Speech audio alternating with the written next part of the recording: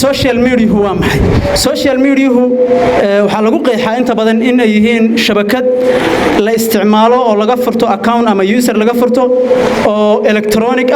تاس أو أي كود حريران ضدكو أي كود حريران أما بلشدو أي سجود ما ده أي كود حريره أو أي سجود دران معلومات يأفكار أما آراء يرسائل أما messages سجود دران شبكات كوا حكم ده أما برها بلشدو حكم ده وحياة بدن استعمال فيسبوك بقوه الرأي يوتيوب بكم ده واتساب بكم ده انستغرام قفل بوح استعماله بكم ده تويتر بكم ده حياة صورن بكم ده مركا برها بلشدو مركا وحيليهين لبا جانب بلغيجي أما لبا دين فائدة يدن خسارة فائدة محيليهين يو خسارة محيليهين بندير استاجدونا مركا حكوا رأينا يا بالفائدة ده هرت مركا هره خسارة فربدن يهي مركا بعد بيسين دونا فائدة دي سانكو رأينا يا كو فائدة أوجه الرئيسة برها بلشدو هذا هي أما التكنولوجيا دونا هذا هاي وميل أقوانيت وبرا بلشة أما ميل أقوان لقى برتو تصالحان وحاي دهان وسلاح ذو حدين وسيف لبقى في القف بمربر نعوه ذيك سدوي مركا حدي هذا حق أقوان تو ذيك ستو حصورة جلا from secondary مركا تكبح ذو إن الجامعات كبلوضو online كبلوضو أو إلى PhD كديارسو then وام حيت هاسي وفائدة دي سما قفك السيدة وعانو استعماله يا مسيدة ونكسر استعماله هدوس أو استعماله وفائدة فائدة لبعض حويه فرصة إن يسيسو للي يرادو إن أي صواب بندقان أما إن تعبير الأفكار سميان فكر ككتير ياركتدا كتيرتا إن أي صواب بندقان إن أي سميسو سيدو كله إن أي سميسو أنحاء العالم أردن ضدك كنول إن هالمركوض حريري كرانو هالمال سوى دايما كران سيدو كله وحكم إذا فوائد دائرة هاي إن أي سميسو إسكاشي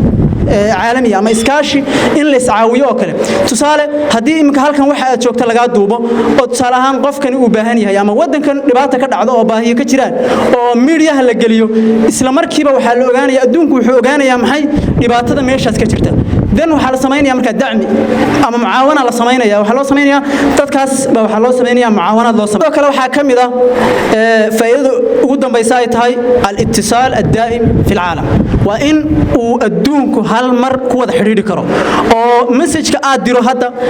عن سمين كرو قف أدونك كوني سكلت شوجا إن أودع أما أوتوجا مسج كاس وفائدة محيب الخسارة ولا هذا كما قريون كنا في رجع وخسارة إلى هذا عاود معنا كول لا بس ده حنا لقما بيحكروا كو حا ونسوكو يا دور قضب ماشاني وميل dadku ay balwadaysteen ama balwad oo noqotay dadka oo tusaale ahaan u noqotay dhaqan in uu qofkani isticmaalo waxaan uusan iska diin karin marka waxa meesha ka maqan xilliyadii kale say isticmaalayeen way kaas waa idmaanka marka كلامه وحوي إنه ضدك قف كده بحو عزلة اجتماعية إنه قف مركو وحن استعماله أو استعماله إنه ضدك كده بحو ومحو كده بحياة قف كانوا حوله صاحبه يا كلية موبايل كيسة يا تابلت كيسة يا كمبيوتر كيسة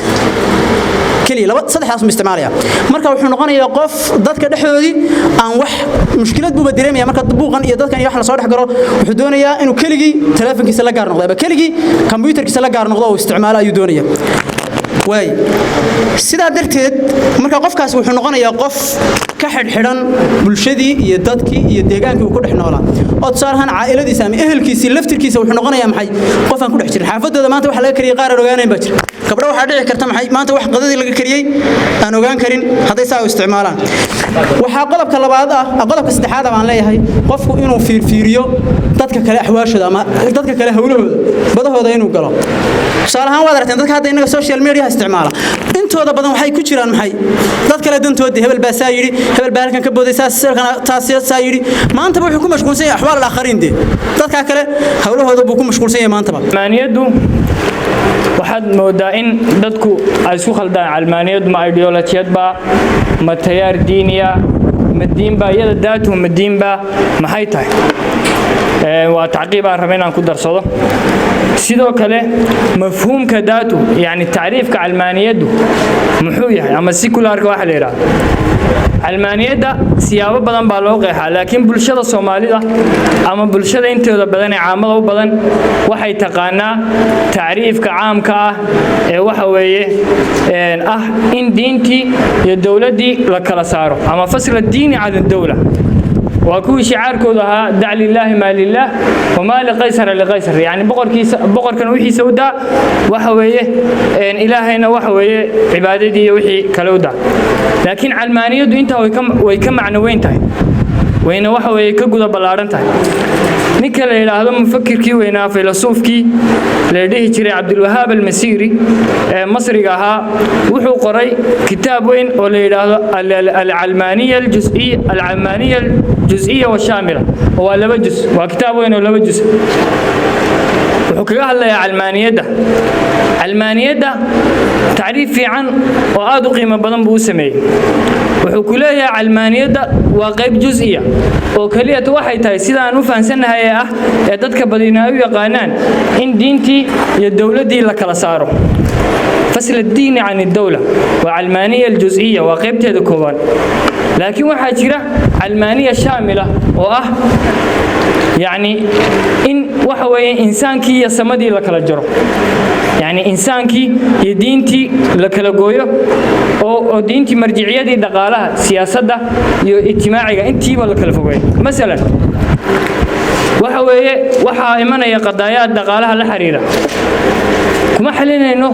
وحوي مشكلة داتمي أما وحوي قضية داس عصبوناتك كما حلينا إنه قضية دينية وحنكون حلينا قضية علمية أما أيديولوجيات أما قانون أيديولوجية علمانية مركا علمانية وحي جزئية كتاي شاملة حياة النولش إنسان كأوردن أي قيب كتاي أنا كهذا يعرف كجامعة الضاحة waxaan bogaadinayaa dhallinyaradii soo qaban qaabisay barnaamijka carwada bandhigga buugaagta celiska ah ee magaalada Buuhoodle oo ugu horeysa gudoomiyaha hawshan qaban qaabinaya Farax Cabdi Axmed iyo dhammaan tiimkii la shaqeynayay runtii barnaamijyadan waxaa laga qabtaa gobolada inaguna in gobolkeenu uu qabto in caawa madashan quruxda badan aynu joogno aynu gobolada la tartano aad bay ugu wanaagsan tahay waan bogaadinayaa dhalinyarada bulshooyinka qaybaha kala duwan ee ka soo qayb galayna waxaan ku baraarujinayaa inaynu barnaamijyada noocan oo kala aynu garab siino oo aynu dhalinyarada taageerno aynu dareeno buugaagtu macnaha ay leeyihiin iyo faa'iidada ay leeyihiin barnaamijkan bandhigga buugaagta celiska ah barnaamijka ugu muhiimsan la rabay in laga hadlo lagu la faguro waxay ahayd akhriska iyo sida loo kobcinayo sida loo horumarinayo iyo bulshadeena iyo sida loogu wacyigelinayo akhris waxaanu akhrinaynaa 5 mawduuc 5 jiho baynu keegaynaa jihada koobaad horta kitaabka Allah subhanahu wa ta'ala inaynu akhrino marka koobaad oo isaga ay noo soo dejiyo dastuurkeena oo manhajul hayaa isaga inuu akhrinaynaa waa qodobka labaad waxaan akhrinaynaa siiradii nabiga xadiiskii iyo sunnadii nabiga sallallahu alayhi wasallam waxaan kaloo akhrinaynaa dadkii wanaagsanaa taariikhoodii waxaan kaloo akhrinaynaa takhasuska aad baranayso oo waxa ugu muhiimsan hadaad siyaasadda baranayso siyaasadda si wacan wax uga akhri waa inaad waliba waxa la yiraahdaa qaacida jirta caam ah oo ah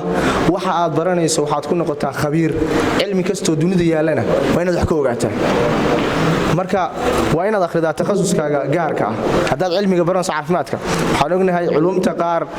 maalin walba ilbiriqsi walba isbedelayaan hada culumta tiknoolajiyada kale ICT-ga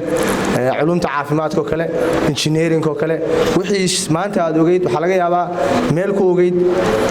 aragtidii waa la bedelay ama qalabkii aad ogeyd lagu shaqeynay caafimaadka waa la bedelay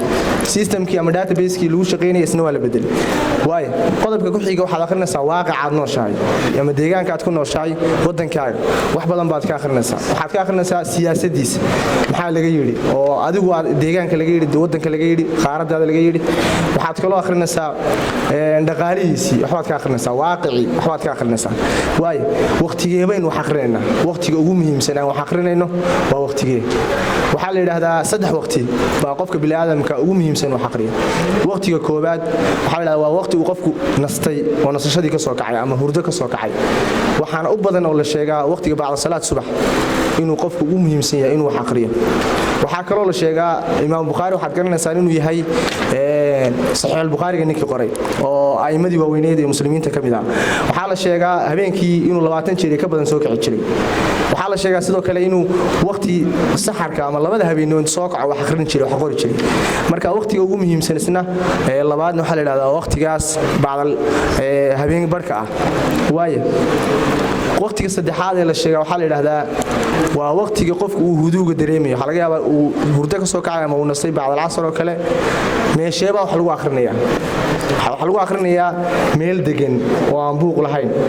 inaga dhalinyarada nimka waxa ku soo badanaysa qofku buuq buu qaadanayaa xooranayaa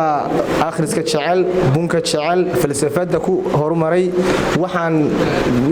ma sameeyeen marka waxa lagu akhrinayaa meel YouTube wala meel aan buuq ahayn waxaan ka jirin degan hawaahan maftuux ah haddii aynu ereyga wacyi qeexno af Soomaali ahaan waxa uu noqonayaa ogaal ama soo jeed waxa liddi ku ah mooganaanta waxaas anigu waan moogahay ama af carabeedka waxa la yiraahdo qafla oo insaanku inuu qaafil ka noqdo waxa hareerihiisa ka dhacaya sidoo kale marka uu qofku soo jeedo uu hadlayo uu wax arkayo wax maqlayo waxa uu oran kareynaa qofkaasi waa waaci laakiin markuu kooma ku jiro oo kale waaci ma oo waxba ma oga wax dhacaya ma oga wax warana ma hayo marka qofkaasi kooma ku jira wacigiisu marka ma joogo waayahay maxaa marka qofka wacigiisa markaynu ka hadlayno muxuu ku salaysan yahay halkee uu qofku ka dareemayo inuu waaciyahay sidoo waaci ahayn shanta dareeme ee qofku leeyahay maqalka iyo aragga iyo dhadhanka iyo urta iyo taabashadaba waa waxyaabaha uu qofku ku helo xogta marka haddii waxaan uu taabto oo kuleel yahay uu kala boodaya haddii aragga uu fiicneen haddii urtu xun tahay uu ka caaradu wanaagsan tahay maqalka taas oo kale marka qofku macluumaadkiisaas uu ku helaya maskaxdiisa rogaysa oo ka shaqaynaysa marka wacyigu wuxuu noqonayaa xaalad garasho ayuu noqonayaa maadaama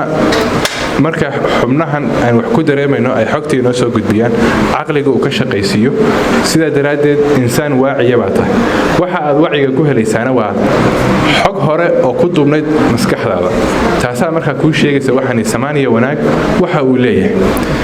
marka qofka bini aadanka caadi ahaan qofka uu ka wacyi fiican yahay ama uu ka aqli fiican yahay ama xogta uu maskaxdiisa ku shaandhayn karo ee processing ku samayn karo ama capacity-ga qaadka maskaxdiisu ay leedahay uu sareeyo qofkaasi uu ka wacyi fiicnaanaya qofka kale uu ka fahmo fiicnaanaya idraagiisa ama garashadiisuna way ka sareynaysaa qofka kale